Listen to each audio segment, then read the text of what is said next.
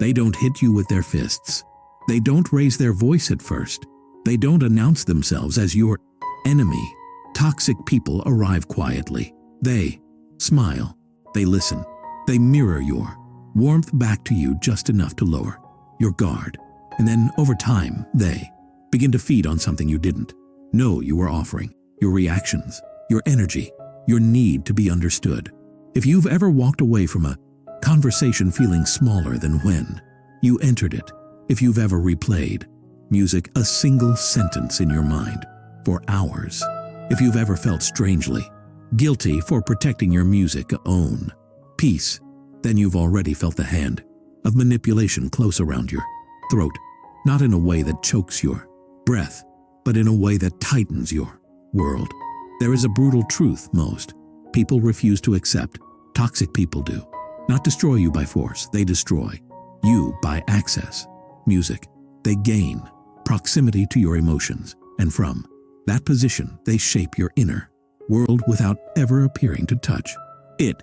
You begin to music second guesses your instincts. You begin to edit your words before you speak. Music, you begin to measure your joy so it does not offend them, your confidence so it does not threaten them, your boundaries so they do not abandon you. And in that silent negotiation, you start to give away pieces of your sovereignty, not because you are weak, but because you were trained to believe that being open, being kind, being understanding meant leaving your gates unguarded. Here is the uncomfortable insight: every toxic dynamic survives on emotional permeability. The more accessible your inner world is, the more leverage another person has over you. This is why you can feel deeply for someone and still feel drained by them. This is why you can love someone and yet feel controlled by their moods. This is why one comment from the wrong person can echo louder in your mind than 100 compliments from those who care about you. Your emotional world has been left without walls, and nature abhors unguarded territory. Someone will always move in. The dark art of becoming emotionally untouchable. It is not about becoming cold. It is not about numbing yourself or turning into stone. It is about reclaiming sovereignty over your inner kingdom. It is about deciding with ruthless clarity who is allowed to influence your internal state and who is not. This is not a moral stance. This is a strategic one. Power is the ability to remain unshaken by forces that seek to move you for their benefit. When you master this, toxic people lose their grip, not because you confront them loudly, but because there is nothing left for them to grab. Most people try to protect themselves by explaining. They think if they communicate more clearly, if they show their intentions more honestly, if they reveal their wounds more transparently, the toxic person will finally understand and soften. This is a fantasy. Toxic people do not lack information. They lack conscience. Your vulnerability is not a bridge to mutual understanding. It is a map of your pressure points. Every confession you offer becomes a lever they can pull later. Every insecurity you reveal becomes a doorway they can return to when they need to destabilize you. You are not educating them. You are equipping them.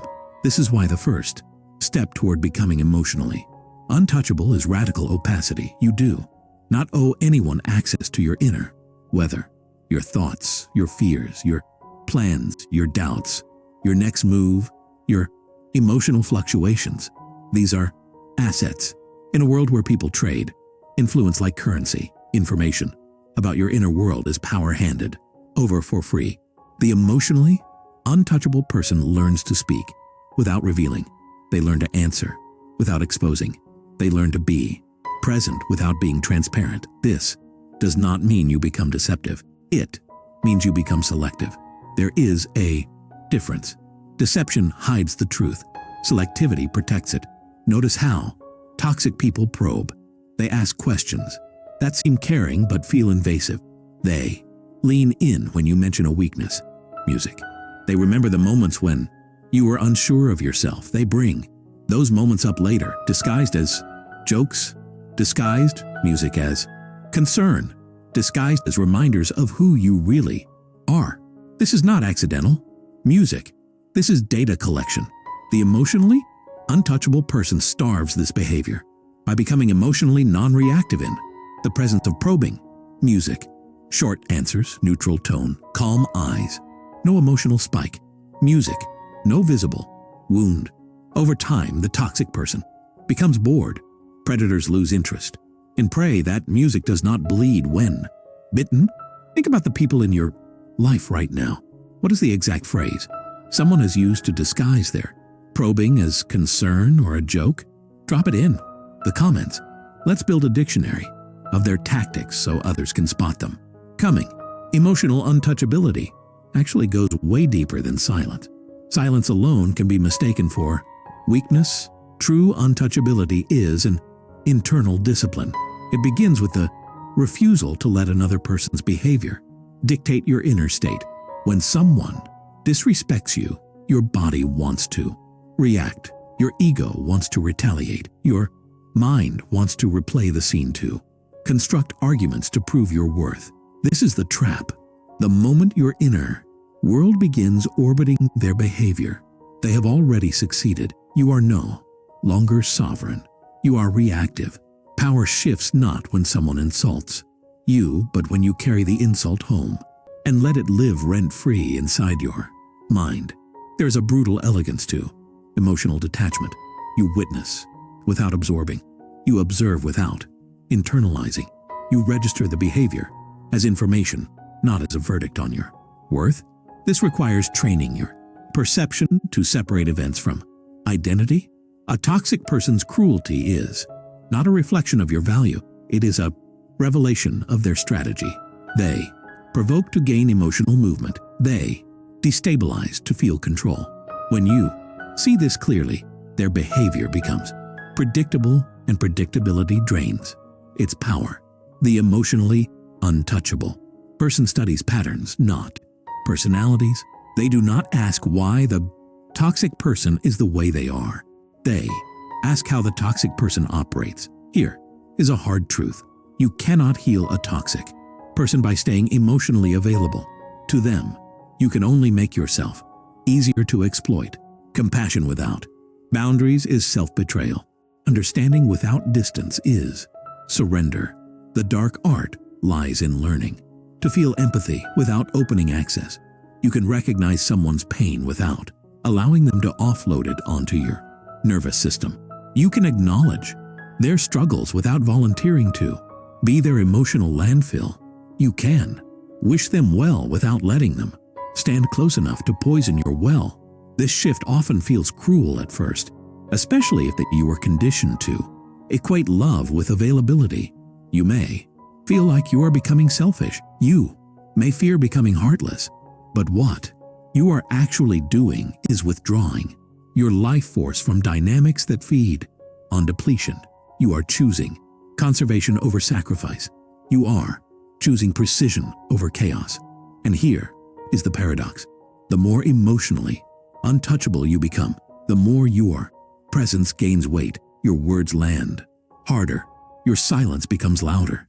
Your attention becomes valuable. People sense when they can no longer manipulate your inner state, and something in them either rises to meet your standards or falls away entirely. To become emotionally untouchable, you must dismantle the illusion that every emotional reaction deserves expression. Not every feeling needs to be voiced. Not every provocation deserves a response. Not every misunderstanding needs to be corrected. Toxic people thrive on reaction loops. They throw emotional hooks and wait for you to bite. When you stop biting, the game ends. This does music not require confrontation? It requires discipline. The discipline to pause before reacting. Music, the discipline to let an insult pass through you without lodging inside you. The discipline to keep your inner narrative clean. Music untouched by the projections of others. Another layer of untouchability is strategic detachment from validation. Toxic people often position themselves as judges of your worth. They withhold approval, offer it inconsistently, or lace it with subtle contempt. If your sense of music self depends on their recognition, you have already handed them the keys to your emotional house. The emotionally untouchable person relocates their sense of worth inward. Approval becomes a bonus, not a necessity. Disapproval becomes noise, not a verdict. When you no longer seek validation from those who benefit from withholding it, their power collapses. There is a cold clarity in realizing that not everyone in your life is meant to have the same level of access to you. Some people are companions, some are observers, some are temporary, some are warnings. Emotional untouchability is the art of assigning the correct level of access to each. You do not invite a stranger into your bedroom. You do not give a thief the combination to your safe. Yet many people offer unrestricted emotional access to anyone who shows them a hint of attention. This is not kindness. This is naivety disguised as virtue. When you begin to close your emotional gates, toxic people will notice. They may accuse you of changing. They may call you distant. They may frame your boundaries as cruelty. This is a predictable response. When a source of supply withdraws, the one who fed on it protests. Do not mistake their discomfort for your wrongdoing. Discomfort is the sound of a dynamic losing its grip. If your peace disturbs someone, it is because your peace removes their leverage. Becoming emotionally untouchable does not mean you stop feeling. It means you stop being governable by other people's emotional tactics. You still experience anger, sadness, joy, and love. But these states are no longer easily hijacked. You choose when and where to open. You choose who is allowed to see you bleed. You choose which voices shape your inner narrative. This is the difference between a man who is emotionally alive and a man who is emotionally exposed. One is powerful, the other is available. For exploitation, there is a final layer to this discipline that most people resist because it demands brutal honesty with oneself. You must confront the part of you that enjoys being needed by toxic people, the part of you that feels important when you are the emotional anchor, the rescuer, the one who listens when no one else will. This is the hidden hook.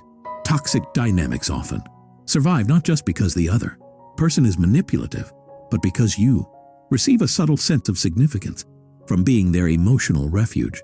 Emotional untouchability requires you to let go of the identity of savior. It requires you to accept that being needed is not the same as being respected, that being relied upon is not the same as being valued, that proximity to chaos does not make you noble. It only makes you accessible to harm. When you remove yourself from toxic emotional economies, there is a silence that follows. It can feel empty at first. You may notice how much of your mental space was occupied by other people's drama, moods, and crises. This vacuum is not a loss. It is reclaimed territory. In that silence, your own thoughts become clearer. Your own goals grow louder. Your own standards sharpen. You begin to move through the world with less friction, less internal noise, less music, invisible debt to the emotions of others. This is what it means to become emotionally untouchable. Not that nothing ever reaches you, but that nothing reaches you without your consent. You become a gatekeeper of your inner world. Music. You decide what enters. You decide what stays. And once you taste the quiet power of this sovereignty, you will never again confuse emotional openness with emotional vulnerability. You will understand that true strength is not in how much you can endure from toxic people, music, but in how little access you grant them to the parts of you that matter most. Before we continue, if you're finding truth in this, I'd appreciate a like and subscribe, music.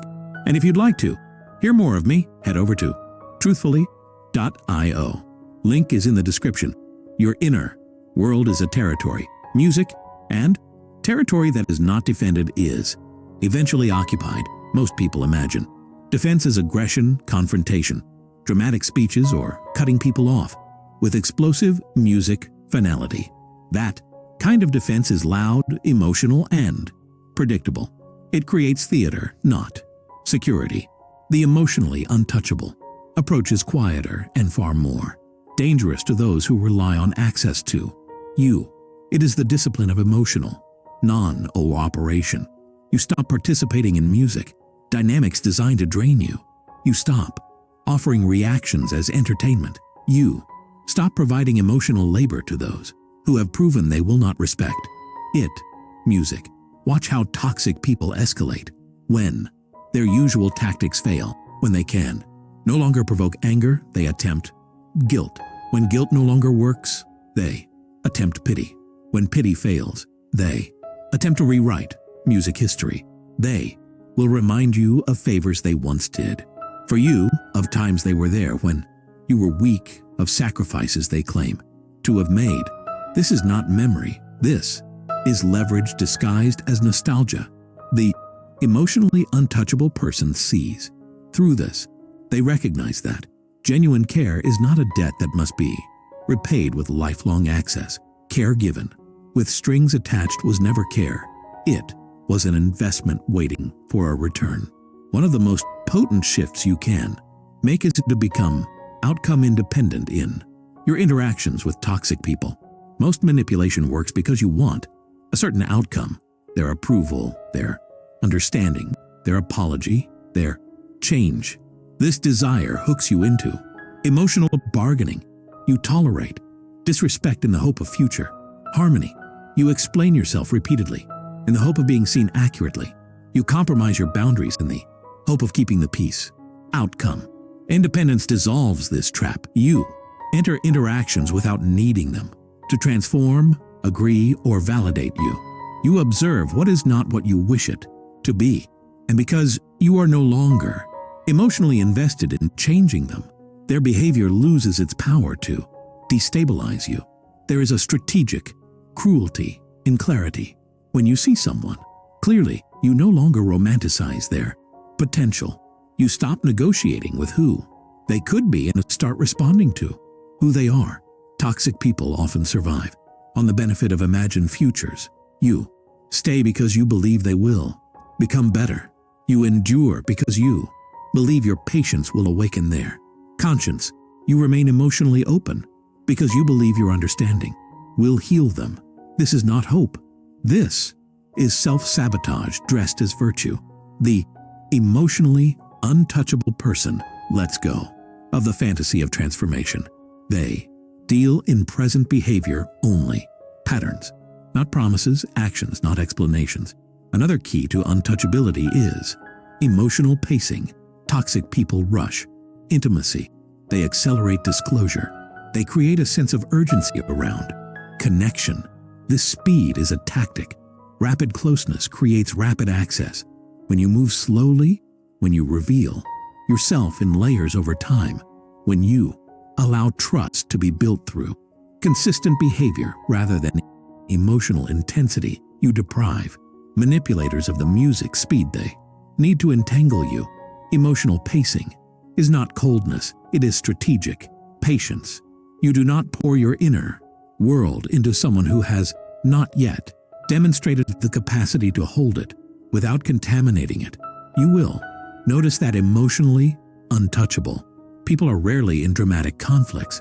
This is not because they are passive, but because they disengage from emotional battlefields that offer no strategic advantage. Not every hill is worth dying on. Music. Not every slight is worth confronting. Not every misunderstanding is worth clarifying. Music. There is power in choosing silence over explanation, distance over debate. Music, observation over entanglement. This is not avoidance. This is selectivity. You conserve your emotional energy for arenas where it can produce results, not for arenas designed to drain you. A subtle but devastating tactic of toxic people is narrative control. They tell stories about you, to you, and to others that frame you as unstable, ungrateful, selfish, or cruel. For asserting boundaries, they position themselves as the misunderstood victim. If you are emotionally reactive to these narratives, you become trapped in defense mode. You begin to over-explain, to justify, to prove your goodness. This is another trap. The emotionally untouchable person does not fight for their image in the minds of those who benefit from misunderstanding them. They allow false narratives to exist without rushing to correct them. This is not weakness. It is strategic indifference. Your reputation among manipulative people is not an asset worth protecting. Your self-respect is. When you detach from the need to be seen as good by those music who distort goodness for leverage, something shifts inside you. You stop performing. You stop managing impressions. You stop curating your behavior to avoid being misinterpreted by people committed to misunderstanding you. This frees an enormous amount of mental energy. That energy can then be redirected toward building a life that is structurally resistant to toxic influence. Strong routines, clear priorities, environments that nourish rather than drain, relationships that operate on reciprocity rather than extraction. Emotional untouchability also demands that you study your own triggers. Toxic people find your unhealed wounds and press them repeatedly. They sense where you crave approval, where you fear abandonment, where you doubt your worth. These are the levers they pull. If you do not confront these vulnerabilities within yourself, no amount of boundary setting will fully protect you. The moment someone touches that wound, your composure fractures. You become reactive. You chase reassurance. You compromise your stance. The work then is not just external, it is internal. Fortification. When you heal the wound, the lever breaks. The same comment that once destabilized you becomes irrelevant. Noise. This is where emotional untouchability becomes a form of inner alchemy. You transmute pain into clarity. You use past manipulation as data. You learn the patterns of how you were hooked, how you were drawn in, how you were kept emotionally available beyond your own well-being. This knowledge is not used to harden your heart. It is used to sharpen your perception. You become quicker at sensing when a dynamic is beginning to tilt toward extraction. You notice when conversations start revolving around someone else's chaos. You feel when your body tightens in music the presence of someone who feeds on tension. These sensations are intelligence. The emotionally untouchable person trusts this intelligence more music than social conditioning that tells them to be endlessly accommodating. There is a quiet dominance music in not needing to be understood by those who do not seek to understand you. Most people exhaust themselves trying to translate their inner world into terms that toxic people can accept. This is futile acceptance from someone who profits from your confusion is a mirage. When you stop seeking to be understood by those who benefit from misunderstanding you, music, you step out of their frame entirely. You are no longer a character in their story. You become an independent agent in your own. One of the most misunderstood music aspects of becoming emotionally untouchable is the relationship to anger. Many people believe that to be untouchable, you must suppress anger. Music. This is a mistake. Anger is information. It signals boundary violation. It signals disrespect. It signals threat to your autonomy. The emotionally untouchable person does not explode in anger, but they do not ignore it either. They convert anger into action. The action may be distance. The action may be reduced access. The action may be silence. The action may be the quiet removal of yourself from a dynamic. Music that has revealed its true nature. Anger becomes a compass, not a wildfire. Another layer of this discipline is the art of emotional neutrality in the face of provocation. Neutrality is not submission. It is the refusal to provide emotional fuel. When someone attempts to bait you and you respond with calm observation rather than reaction, you disrupt their strategy or music. They may escalate. They may intensify. They may attempt to wound you more deeply to extract a reaction. This is the test. If you remain centered, the dynamic collapses. The manipulator is forced to confront their own emptiness without the mirror of your emotion to distract them. you will discover that emotional untouchability changes the way you move through all relationships, not just toxic ones. You become less impulsive with intimacy. You become more intentional with trust. You stop oversharing as a shortcut to connection. You let relationships reveal themselves over time. This does not make you distant, it makes you discerning. Depth becomes something that is built, music, not given away in a moment of emotional intensity. The quality of your connections improves because they are no longer based on mutual emotional dumping, but on mutual respect and stability. There is also a ruthless element to this art that many people resist because it threatens their self-image is compassionate. You must be willing to let some people fall away. Not every relationship can be saved. Not every connection deserves preservation. Some dynamics only exist because you continue to supply emotional access. When you withdraw that supply, the relationship withers. This is not loss. This is exposure. What disappears when you stop bleeding was never sustained by genuine connection. It was sustained by your willingness to be drained. The emotionally untouchable person understands that loneliness is preferable to proximity that poisons your peace. They choose solitude over toxic company.